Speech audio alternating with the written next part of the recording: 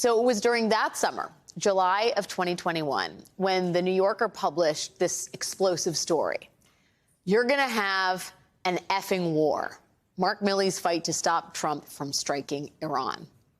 That very attention-grabbing headline was one of a series of reports published around that time detailing how Mark Milley, the chairman of the Joint Chiefs of Staff under Trump, how General Milley had spent the last days of the Trump presidency frantically trying to stop the president from starting a war to keep himself in office. For several months, Milley had been engaged in an alarmed effort to ensure that Trump did not embark on a military conflict with Iran as part of his quixotic campaign to overturn the results of the 2020 election and remain in power. The chairman secretly feared that Trump would insist on launching a strike on Iranian interests that could set off a full-blown war. So General Milley was worried that President Trump would use the pretext of a war with Iran to stay in power, which is, I guess, one way to do it. Now, that war obviously never came to pass. Instead, Trump pulled many other insane levers to stay in the White House. But this New Yorker story was a big deal. And that month, there were similar articles in the Washington Post and in other outlets. And Trump was apparently furious. The summer the New Yorker article came out, Trump was so publicly enraged by all of the reporting about General Milley and General Milley's campaign to stop Trump from starting this wacko war to stay in office that Trump even released a statement. If I was going to do a coup, one of the last people I would want to do it with is General Mark Milley. If I was going to do a coup.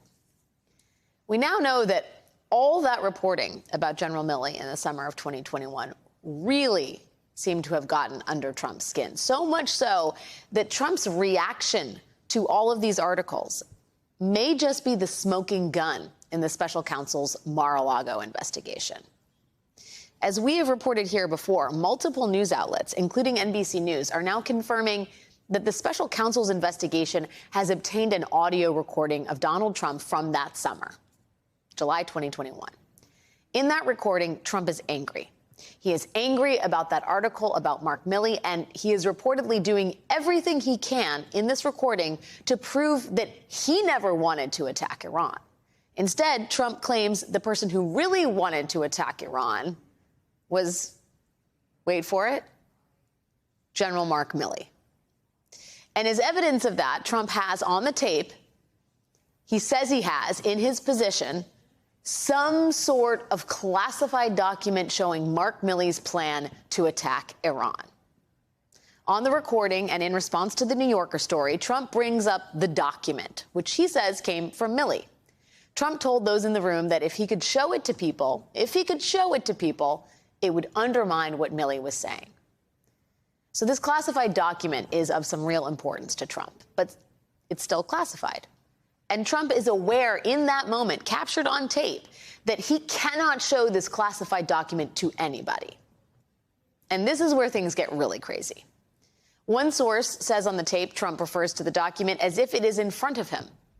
Several sources say the recording captures the sound of paper rustling, as if Trump was waving the document around, though it is not clear if it was the actual Iran document.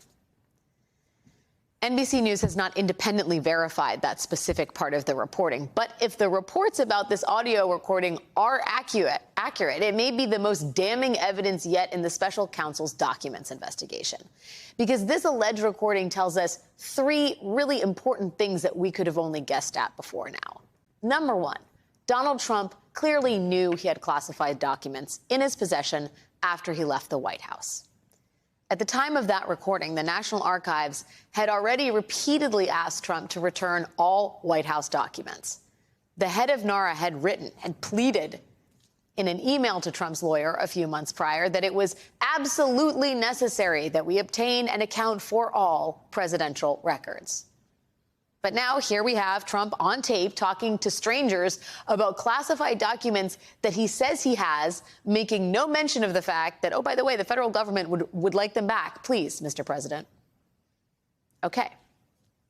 Now, the second thing we learned from this recording is that Trump may well have been waving around those classified documents in front of people, which is not what you're supposed to do with classified documents. We don't know for sure exactly what Trump was rustling on that recording. It could have been a plan to attack Iran from the Joint Chiefs, or it could have been a random piece of paper that was used as a prop. We just don't know. But either way, Trump seems very comfortable talking about these documents, maybe even waving them around in front of a group of people who do not have the proper security clearance. And finally, the third thing we learned from this recording is that Trump knew that the document in his possession was still classified. On the recording, Trump clearly understood that he could not show this document to the people in the room with him because he knew that he had actually not declassified that document as president. All of this matters a lot. Throughout the entire Mar-a-Lago saga, Trump and his lawyers have tried out several lines of defense. First, they claimed Trump did not know he had any of these government documents. Trump's lawyers wrote in a letter to Congress that White House employees quickly packed everything into boxes and shipped them to Florida. White House employees. They claimed Trump had no idea what was in those boxes. Second, Trump's lawyers claimed Trump kept all these documents in a secure place. Trump's lawyers said that all the classified materials were being kept at President Trump's heavily secured home at Mar-a-Lago. And finally, Trump claimed that none of this mattered anyway because Trump declassified everything before leaving office. You had said on Truth Social a number of times you did declassify. I did declassify, yes. Okay. Is there a process? What was your process to declassify? It doesn't have to be a process, as I understand it. You know, there's different people say different things, but as I understand, there doesn't have to be. If you're the president of the United States, you can declassify just by saying it's declassified, even by thinking about it. They can. They said he didn't know the documents were classified, that he kept them in a secure location, and that he had already declassified them anyway.